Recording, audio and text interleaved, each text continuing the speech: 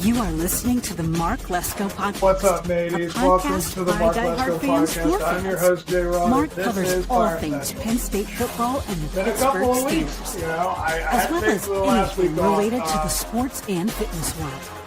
Tune in weekly to listen to a couple of dedicated fans talk about these topics without filters. Thank you for listening to the Mark Lesko Podcast.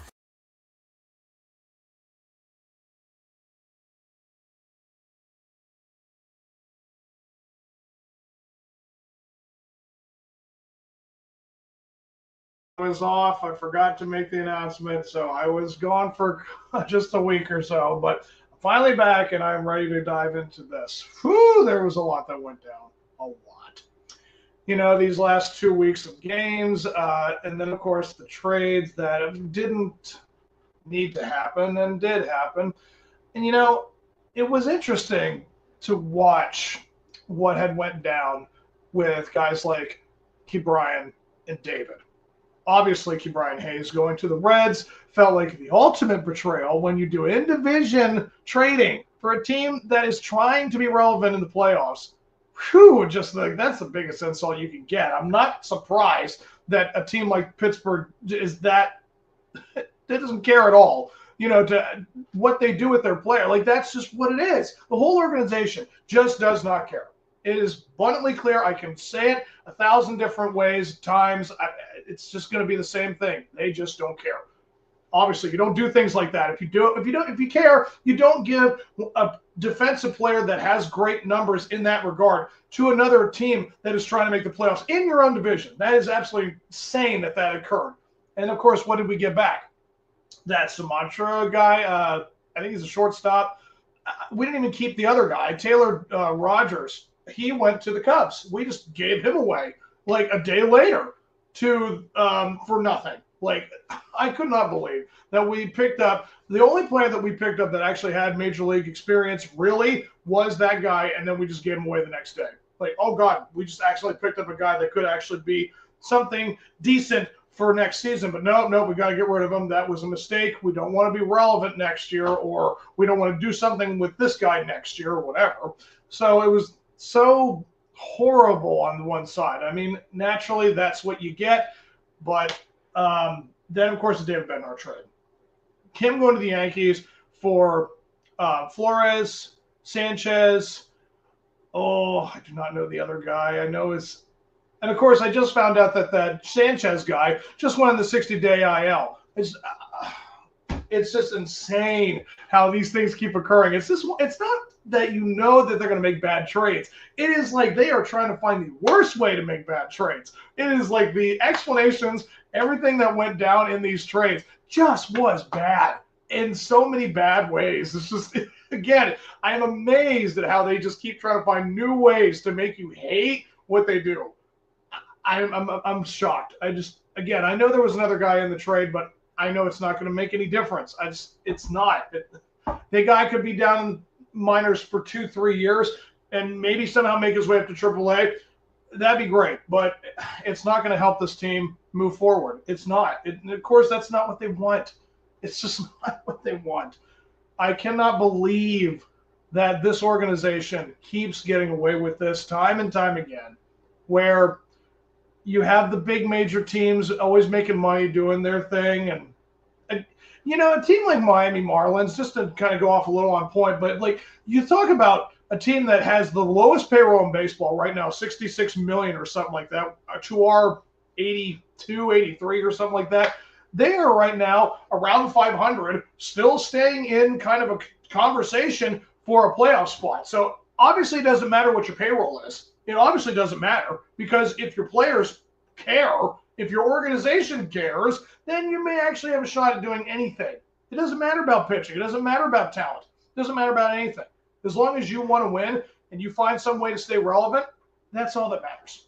And again, this organization shows time and time again that they just have an F- attitude when it comes to getting competitive or trying to be better. They just want to stay down in the cellar, and that's what you had seen. You had seen all these trades go down. And what did you get in return? Nothing. You got basically the equivalent of just putting more names in your minor league system. That is what you have done. You have not tried to make anything good for the major leagues. And what did you give away? Guys who actually wanted to be here, or guys that should have stayed because of the things that they provide. I know that Ke'Bryan Hayes is more of a defensive player than an offense. I understand that logic of wanting to try to get rid of that kind of off of your payroll. I get that. But if your other option is Jared Triolo, who is good at being a defensive player, but same result with the offense, I would rather have a good defensive player than a guy who does not show good or great at anything. I mean, I know the dude has a Gold Glove to his name. I do know this, but the fact that you think that it's okay just to replace Ke'Bryan Hayes with Jared Triolo, that makes no sense to me at all. So that's what you had with that trade. The one trade that I thought was okay was the Caleb Ferguson trade to the Mariners, and we got in Jeter Rodriguez. Kid's like 19 years old. He's 6'4". He's 180 some pounds. I mean, that's nice. Like, that'll be a helpful tool, like, again, 2-3 years down the line. But again, it's apparent and obvious. Like, we don't have to go into the Sherlock Holmes, detective series to know what exactly is going on. We can solve this mystery pretty quick. They don't care. I just about every road leads back. They don't care. No matter what you try to go through and all the different navigations and everything, it's always the talking point.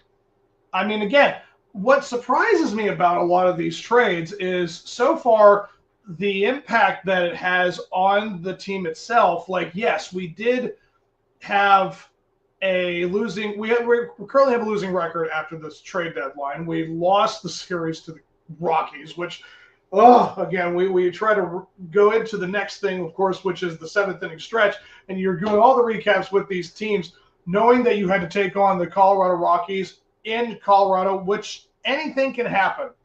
That Friday night game, hoo-wee, no one's ever going to forget that. If you even remotely kept up with that, that will just eat away at you for a long time. That was, without a doubt, one of the worst losses I've ever seen. August 1st, against the Rockies, seeing you were up 9 runs twice, and you still lost that game.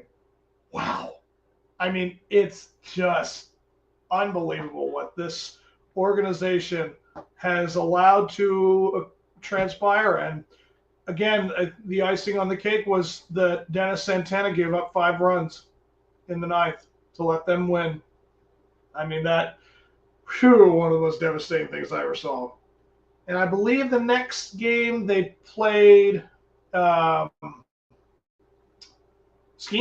and Skeens just gave up runs. I mean, in Colorado, it can happen. It's not a pitcher's park. I mean, it's definitely where guys go to get hits. So even Paul Skeens is not immune to a ballpark like that. So losing that game 8-3, I mean, it's just kind of what you expect. You had swept the freaking Giants on the same week. You had 3 games in since San Francisco, and you swept them, and then you had the 2 out of 3 losses from the Rockies. It's just doesn't surprise you whatsoever. And then they went. Oh, who did they play after that? Did they play? They played San Francisco again. Came home. Had a great come from behind victory. That was awesome to see them have some fight in them and win that game in the 9th to walk it off 5-4. Absolutely one of the best things. I mean, reminiscent of the teams you saw 10 some years ago. And then you watch them get decimated 8-1. It's just like, it seems like that's inevitable, where at some point a offensive game will happen for the other team and we just don't show up. And then the Wednesday afternoon game, they lost 4-2. Kept the game close and just went away.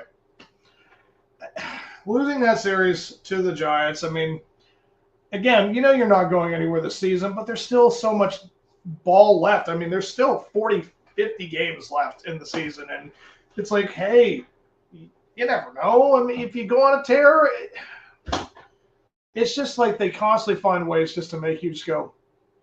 They just never want to be competitive. And then seeing them take on Cincinnati this week so far. I mean, we're going to still have the matinee game this afternoon, but I'll cover this one just to get it out of the way. They're so far 2-1 in the series. Seeing them take apart Cincinnati 7-0 with Paul Skeens on the mound, that's how it should have looked every single game that Paul Skeens has pitched. That's pretty much what you have always needed to look for.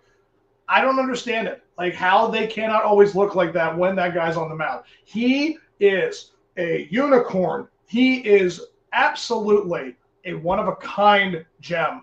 Like, it's just crazy to know that this dude is pitching on this team. He has no business pitching on a team that has this type of organizational attitude and results. Like, and yet every time he goes out there, he performs. It's just unbelievable watching this guy do what he does. So he's going to be with us for maybe 2 more years. I'm hoping it's at least that. I'm hoping it's even after when they go into the lockout in 2027.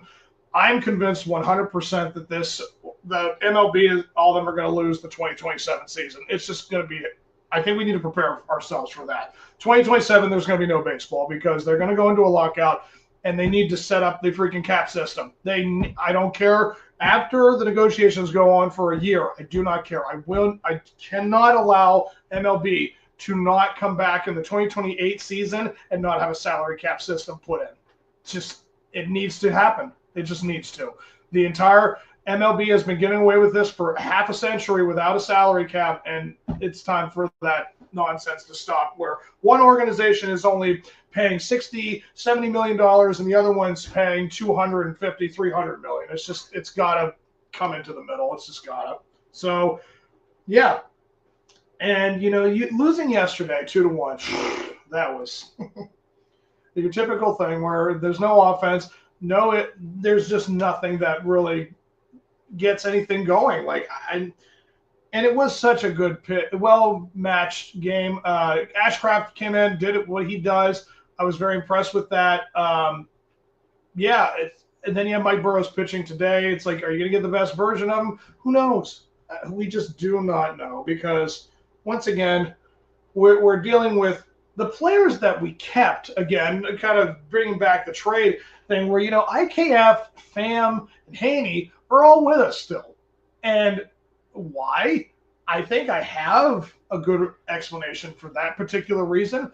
And it's simply because they don't want to expose Ben Sherrington more than he already is. Because if you go and bring up Billy Cook and what's the other one? Oh, shoot, I forgot the other player's name.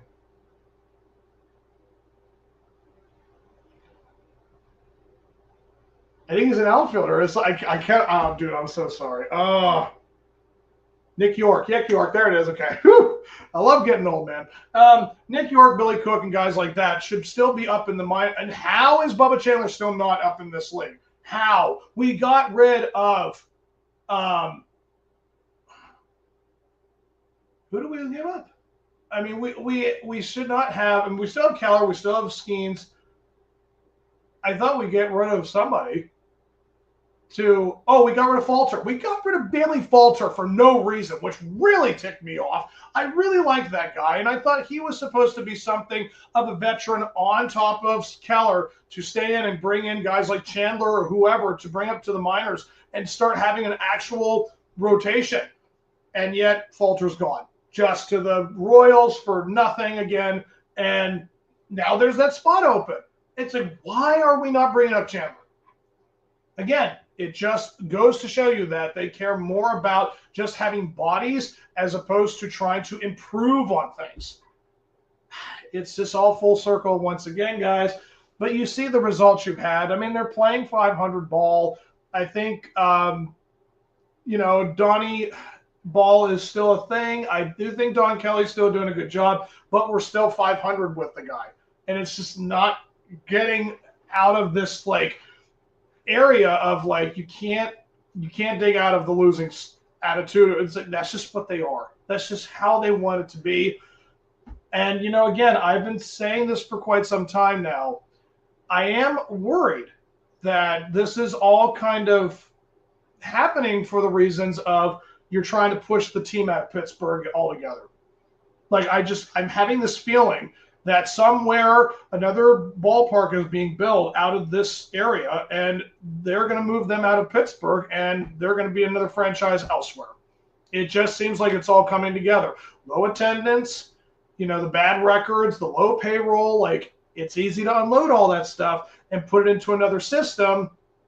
So I don't know. Their lease is up with the city in 2030, guys. And regardless of all the years of greatness and all, like, the historicness of it all, like, I don't know. Like, baseball is becoming kind of the forgotten and dismissed sport. Like, no one really talks about baseball in that respect anymore, that maybe it's like they can just easily do that. Where how long has it been since, I think the last time this happened, the Expos went to the Nationals in 2005. I think that was the last time. So it's been 20 years since a team had been in an area and moved to a new location. So could be time for that to happen again, and it could be us. Because, again, the only reason why you come to PNC Park is because of how pretty the ballpark is, or if you're the visiting team, you just want to watch your team beat up on that, pitiful hometown team. There's a lot of evidence that could very well be pointing to it. I don't want it to be true. I don't want to think like this, but I just don't see it unless, again, the salary cap moves things around where everything drastically changes. I just don't know how they're still going to be here after 5 years. There's just this horrible sinking feeling that the Pirates could very well be moving. And I hope that's not the case. So I'll wrap this up by saying, this 2025 season has been, of course, a disappointment. We all had this idea that they would at least be in the middle of the division, kind of fighting for a wild card, at least trying to be competitive. But once again, the only thing that they have to show for themselves is Paul Skeens is one of the greatest pitchers of all time, definitely, certainly in this century. And they're relying solely on great pitching to mask this horrible offense that just never seems to improve. Now, Tommy Pham has improved himself, which is great to see. And, Nick Gonzalez has stayed solid.